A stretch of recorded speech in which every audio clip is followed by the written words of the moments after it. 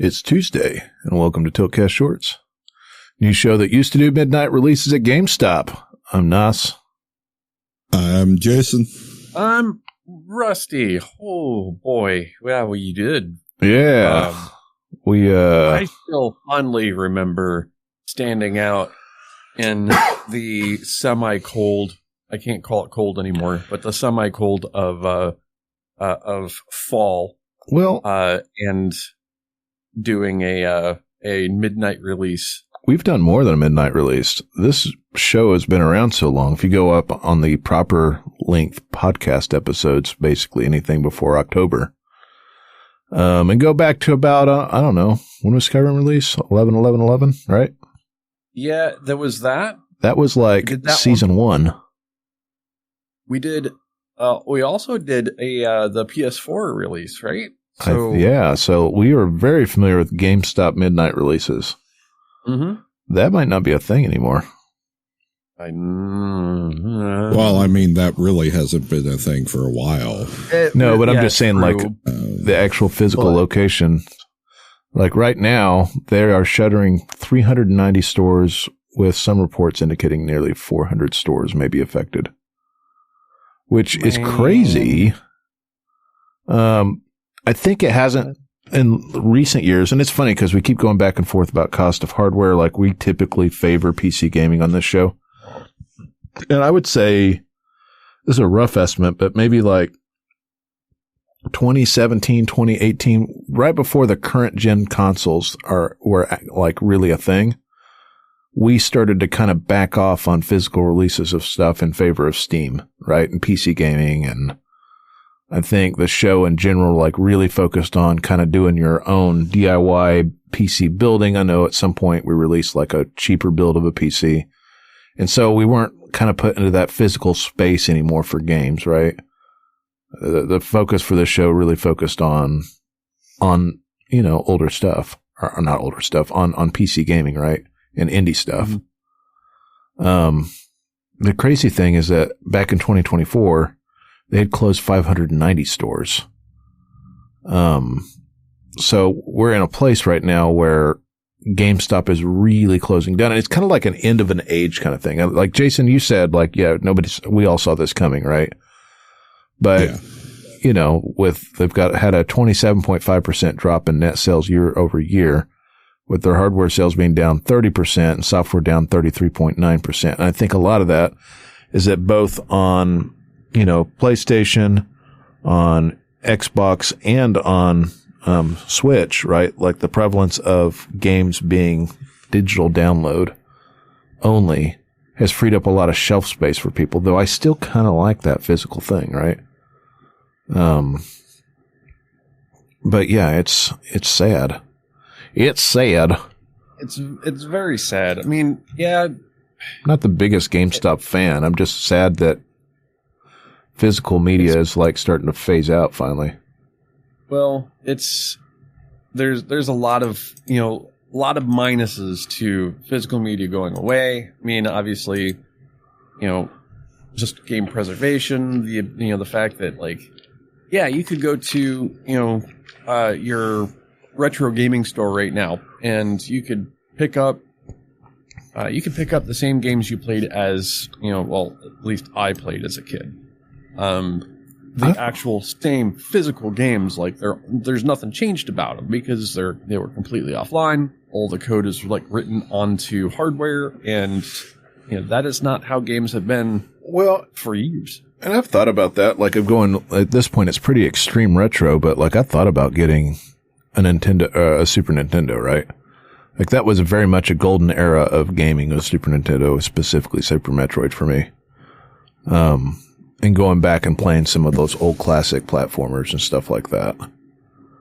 Yeah. And it's like what's going to happen 5 years from now, right? When there's not hardly any physical media.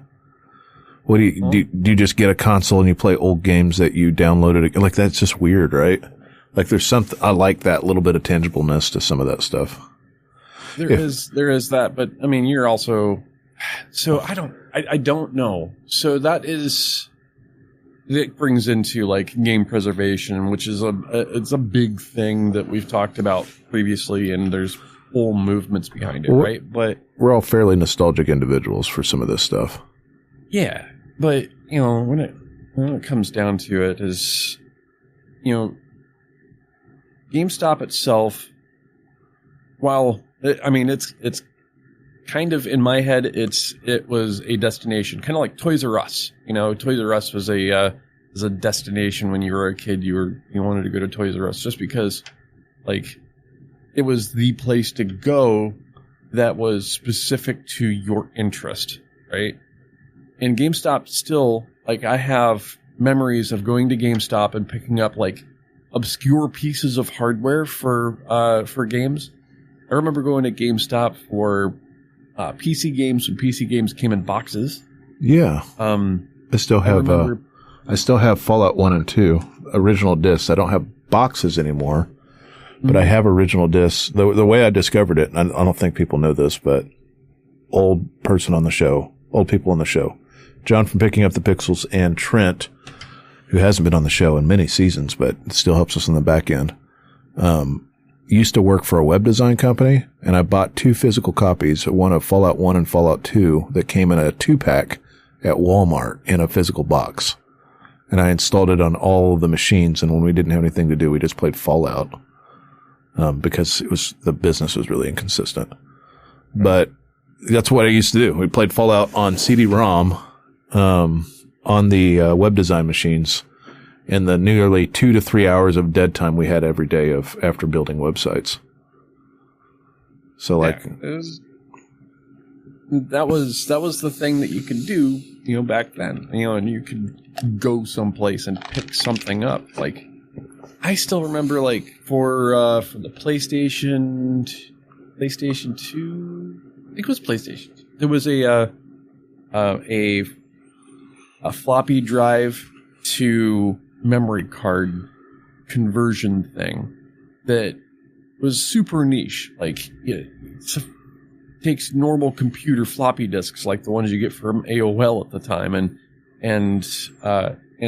turns them into memory cards for your PlayStation, which was super unique, super niche. I picked it up at GameStop. Like, that was, it was the place that if I was going to the mall, I was going to go buy GameStop at some point, right? I may not buy anything there, and certainly not trade things in there, but the fact that was a possibility, and it was a good place to get bargain bin games. Like, sometimes those trade-ins were, like the used games. Yeah. Sometimes they were pretty beat up. You always check the disc before you left, right? But gaming on the cheap is something that we've all talked about here on the show. And that was always an option. Like, that was a place for you to go to pick up a game that, maybe you didn't want to spend the full price on. It's sad to see, things like that go. That type of history, it's another one of those signs of the times, I guess. It's as things go more and more digital, they just simply don't have anything to sell at a GameStop. Last time I heard anything about GameStop outside of like the pumping of its stock prices was the fact that they were trying to convert some GameStops into like tabletop RPG, where you can go play Warhammer or Magic the Gathering or something like that, and try to make it a gaming destination for all kinds of games, not just play, video games, which didn't seem to take off very well. So I don't know, man. And it's one of those industries, like, you can't really like pivot. The way that games are made is different. And if you just can't pivot, there's nothing to pivot to, So I don't know, man. What are we looking at as far as like, games of the future. Well, the thing is, the industry is going to continue to push it to digital, and even more so than that, they're going to continue to push it towards subscription-based gaming and not, buy it, you own it. Oh, kind of like subscribe to this like Game Pass, like have access to the games and not necessarily own the games. I'm actually almost at a point where I'm about to cancel Game Pass just because of the price and what I'm getting out of it right now.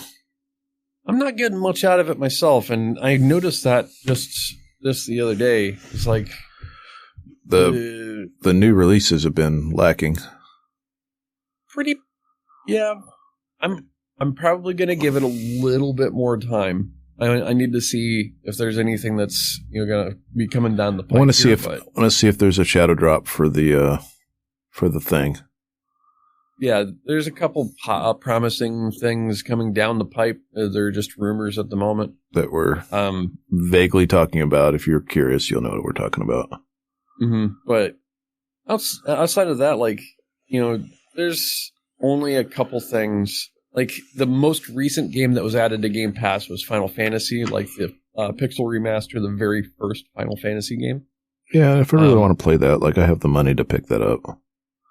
I get that, but there's many more Pixel Remasters, and if this is just they're dipping their toes into it and seeing how well that takes off, there's a couple Final Fantasy games I will 110% play the Pixel Remasters of, just because...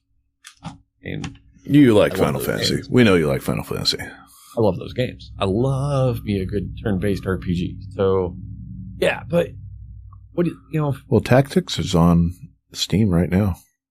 Tactics is a whole another thing. It's beautiful.